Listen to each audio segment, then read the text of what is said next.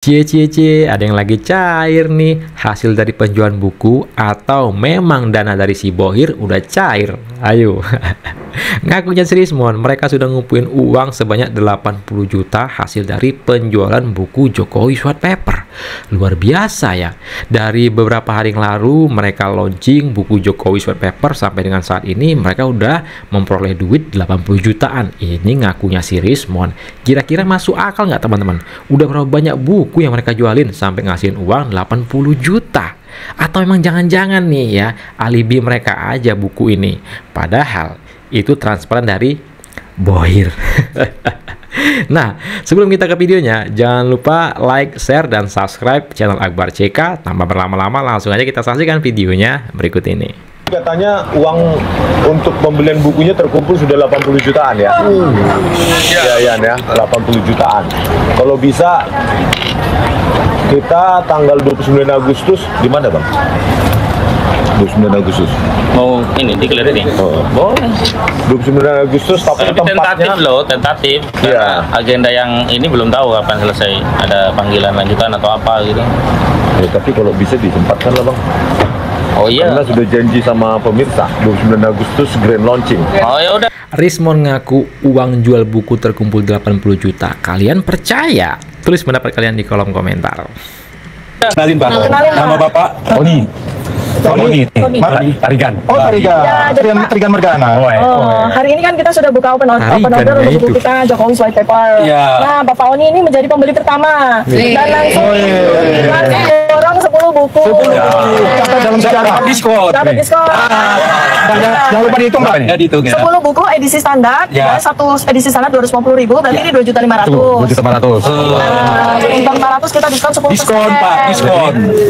Jadi 2.250.000 Pak. Iya. 2.250. Ya. 2.300. Bapak dapat diskon. Apa Ya. diskon? Ini 2 juta. 300. Kok 300? Oh, 50.000 lagi. Udah nggak apa-apa. Udah.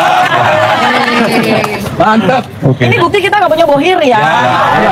Ada kwitansinya? Baju biru. Mbak, tanda buktinya bikin apa?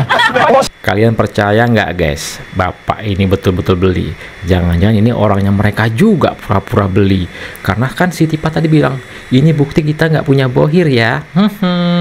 Saksinya sudah masyarakat sedunia. Nggak perlu kwitansi ya? Ya, nggak perlu. Ya enggak, tapi kan pengirimannya Bapak nanti langsung beli. Masyarakat sedunia. Baik. Terima kasih. 0907 Terima kasih Pak Tarigan. Salaman, salaman. Tarigan, Terima dulu. itu. Terima bukunya dulu. Bujur. Terima dulu. Sementara simbol. Iya. Mantap loh. 10 buku. Baik. Pak, kenapa Pak pengen beli buku itu, Pak? Iya. Memang ini Bu biar dibaca biar tahu bagaimana metode ilmiahnya itu. Luar biasa. Jadi kan untuk penelitian. Itu boleh tahu 10 itu buat siapa aja, Pak? Nanti saya kasih sama teman-teman saya, terus saya kasih termul-termul yang pasti ya biar dia baca. Ya betul. Udah belum apa-apa, baru punya buku udah ngajak klien. Baca-baca dulu ya kan, biar sadar ya. Oke Pak Rizwan, salam dulu. Oke, siap. Langsung hubungi Itu nomor rekeningnya. Nomornya. 0812-2207-9097. Kalau ada yang beli sekalian 1000 eksemplar bagus banget tuh. Kita berikan diskon per 10 buku. Langsung dikirim. Untuk nyewa AC cadangan. Iya. Jadi pada saat launching tersebut ya mereka bergantian, 3 orang itu bergantian memaparkan apa isi buku itu gitu ya. Dan ternyata isi buku itu ya nggak ada bedanya dengan narasi-narasi mereka selama ini gitu ya, nggak ada yang baru lah gitu ya. Semua metode-metode maupun informasi yang ada di sana sudah kita bantah sejauh hari gitu ya. Artinya bagi saya sendiri ini cuma sampah gitu ya. Kenapa? Karena cara metodologi ada ilmiahnya gitu ya. Karena mereka tidak menggunakan sumber data yang valid, yang legal dan seterusnya. Mereka hanya menggunakan data-data yang ada di media sosial. Mereka cuma mereka punya foto gitu ya, foto skripsi yang mereka dapatkan tanggal 15 ya. Dan mereka nggak punya komparasinya, mereka nggak punya pembandingnya dengan yang lain gitu ya. Mereka hanya menggunakan pembanding yang ada dari internet dan kebanyakan data yang ditayar gitu ya. Ini yang menjadi gitu ya, sehingga tidak pantas dikatakan itu buku ilmiah ataupun buku penelitian. Ada orang di balik mereka-mereka ini. Ini saya sudah tulis. Proyek ijazah palsu itu adalah proyek uang besar. Bertahun-tahun. Berapa tahun coba itu? Indonesia urusan yang begitu kan sudah sangat profesional. Saya karena ya Mas Pong ya, kan kita guru besar ini profesor bukan provokator. Kan saya sudah sampaikan, feeling saya mengatakan ada agenda besar politik, tuduhan ijazah palsu maupun pemakzulan. Artinya memang ada orang besar, ada yang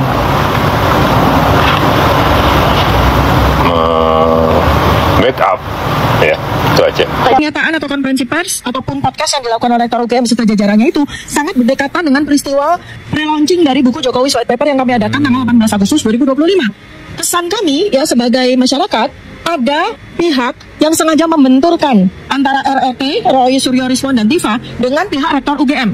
Jadi seakan-akan Rektor UGM itu menjadi tameng yang diadu langsung head to head dengan kami. Dan bukannya dari pihak yang bermasalah ini, pihak yang dipertanyakan oleh rakyat Indonesia yang diduga melakukan pemalsuan ijazah ini. Bahkan sekarang tambah lagi, keberadaan dari ijazah sarjana mudanya kami pertanyakan dan kami akan tuntut keterbukaannya sampai dibuka. Jadi sekarang bukan lagi hanya satu ijazah yang kami pertanyakan dan kami akan tuntut keterbukaannya, yaitu ijazah sarjana dari Joko Widodo. Kami tambahkan lagi, kami juga akan menuntut adanya ijazah sarjana muda dari Joko Widodo. Sebab itulah yang menjadi peraturan dari seseorang yang saat ini ternyata diakui oleh Rektor UGM mengikuti program sarjana muda, baru kemudian lanjut kepada program sarjana, berarti dia harus punya ijazah sarjana muda, dan itu sejak hari ini akan kami tuntut kejelasannya. Terima kasih. Sekali lagi, otoritas penyelenggara pemilihan umum baik KPU atau KPUD itu selalu melakukan verifikasi dan memverifikasinya kepada lembaga penerbit ijazah atau dokumen tadi, sehingga UGM juga terlibat dalam memberikan verifikasi dari keabsahan, sehingga tidak bisa UGM mau lari dari tanggung jawab terhadap masalah ini dengan menyatakan bahwa penggunaan ijazah yang sudah dipegang alumni murni tanggung jawab alumni. Sepanjang itu tidak ada kaitannya dengan otoritas UGM, pernyataan ini bisa dibenarkan. Tetapi dalam kasus Saudara Joko Widodo, Universitas Gadjah Mada tidak bisa lepas tangan karena saat mencalonkan sebagai capres, seluruh dokumen itu diverifikasi, dan salah satu metode verifikasi yang dilakukan oleh otoritas penyelenggara pemilu yakni menanyakan keabsahan itu kepada lembaga pendidikan tinggi yang menerbitkan ijazah, dalam hal ini UGM. Dan yang terakhir yang paling penting adalah bahwa apa yang dilakukan UGM sebenarnya sangat disayangkan karena mengadopsi cara membela dirinya Saudara Joko Widodo. Jika Saudara Joko Widodo ya membela diri berdalih tidak menunjukkan ijazahnya karena hanya akan ditunjukkan di pengadilan, UGM pun berdalih sama, tidak ingin menunjukkan atau tidak mau menunjukkan data-data yang dimiliki berkaitan dengan keabsahan Saudara Joko Widodo sebagai orang yang pernah melakukan pendidikan dan kemudian diberikan sertifikat sesuai dengan ketentuan oleh UGM, tidak bisa ditunjukkan kepada publik kecuali otoritas berwenang. Ini sama. Jadi modusnya seperti ingin menyembunyikan sesuatu. Ingat, dua hal ini sama-sama tidak baik. Di mata mereka salah semua. UGM salah, Pak Jokowi salah, Bareskrim salah, Polda Metro Jaya salah. Mereka yang betul. Guys, baru-baru ini UGM tuh bikin gebrakan lewat podcast resmi di YouTube-nya. Judulnya tuh jelas banget, UGM menjawab ijazah Joko Widodo. Video itu diunggah 3 hari lalu dan langsung meledak, udah ditonton 318.000 kali. Bayangin, podcast kampus aja bisa trending kayak artis K-pop. Dalam podcast itu hadir tokoh-tokoh penting. Ada Rektor UGM, Wakil Rektor, bahkan Dekan Fakultas Kehutanan. Mereka tegas bilang UGM punya data dan bukti kelulusan Jokowi. Jokowi kuliah di Fakultas Kehutanan UGM, lulus tahun 1985. Data lengkapnya tersimpan rapi. Dan mereka juga kasih info penting, dokumen kelulusan Jokowi udah diserahkan ke Polda Metro Jaya. Jadi, kalau ada yang mau minta bukti, ya jalurnya hukum, bukan debat warung kopi. Tapi ya gitu, muncul lagi nih nama yang gak asing, Roy Suryo. Roy itu langsung ngegas bilang UGM tuh gak profesional. Katanya podcast itu malah bikin publik bingung. Bahkan Roy nuduh UGM gak bertanggung jawab karena gak bisa bisa menunjukkan ijazah asli. Lah, bukannya udah dijelasin ya berkali-kali kalau dokumen sudah ada di Polda. Netizen tuh sampai bilang, Pak Roy ini kayak mahasiswa yang tiap dosen nerangin masih minta contekan. Podcast UGM itu jelas banget loh, bukan sekedar opini. Isinya akademisi senior, pejabat kampus, semua bisa bicara berbasis data. Gak ada yang abu-abu. Jokowi memang alumni UGM. Tapi Roy ini kayaknya lebih percaya drama ketimbang fakta. Padahal kalau UGM ngomong soal alumni, ya itu urusan rumah mereka sendiri. Masa iya rumah sendiri bilang ini anak gue, tapi tetangga bilang enggak, itu bukan anakmu. Aneh kan? UGM bahkan udah bawa bukti ke aparat, jadi secara hukum dan akademik sah. Tapi Roy masih gaspol kayak kaset rusak yang diputar ulang. Netizen ada yang nyeletuk, Roy ini tuh kayaknya calon stand up comedian ya, bahan lawakannya ijazah mulu. Saking seringnya bahas ijazah Jokowi, orang tuh udah bosen. Padahal bukan bosen lagi, muak sekali udah. Beranda sosial media tuh isinya mereka, di televisi isinya mereka, udah muak sekali. Polda Metro Jaya, please beri kepastian hukum ya. Kalau udah ada tersangkanya, umumkan aja udah. Kalau mau bahas ijazah palsu, banyak kasus lain di negeri ini yang lebih nyata. Tapi ya yang diserang tetap Jokowi. Kayak ada obsesi pribadi gitu loh. Akhirnya bukan Jokowi yang malu, malah Roy sendiri yang makin kelihatan maksa.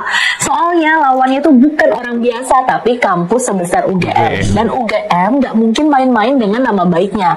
Mereka tuh punya reputasi internasional, gak akan dikorbankan cuma buat nutupin ijazah seorang alumni.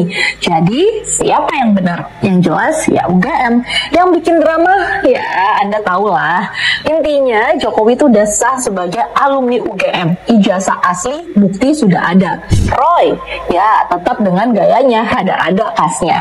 Mungkin dia tuh butuh bikin podcast tandingan. Roy menjawab UGM. Tapi ya siap-siap aja ya, view-nya tuh nggak bakal nyampe 318.000. Karena publik tuh udah tahu fakta lawan drama, fakta pasti menang. Jadi gimana nih menurut Anda? Apakah UGM udah cukup jelas membuktikan kalau Jokowi memang alumni mereka? Atau Anda masih percaya sama drama ala Roy Suryo? Tulis pendapat Anda di kolom komentar ya.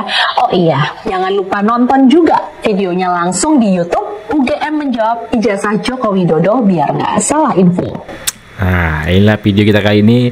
Silakan teman-teman ketik komentar teman-teman, pendapat teman-teman di kolom komentar. Kira-kira nih, percaya nggak kalian mereka sudah ngumpulin uang sebanyak 80 juta ya setelah mereka launching buku Jokowi White Paper sampai dengan hari ini? Mungkin hari ini udah lebih lah 80 juta. Percaya nggak kalian? Atau jangan-jangan emang Bang Bohir udah cair ya, beralibi bukunya laku keras padahal nggak laku.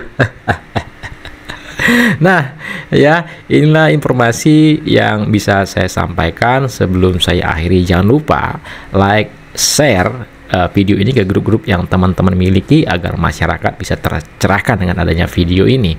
Saya Akbar CK, mohon undur diri. Assalamualaikum warahmatullahi wabarakatuh. Salam sehat selalu. Bye-bye.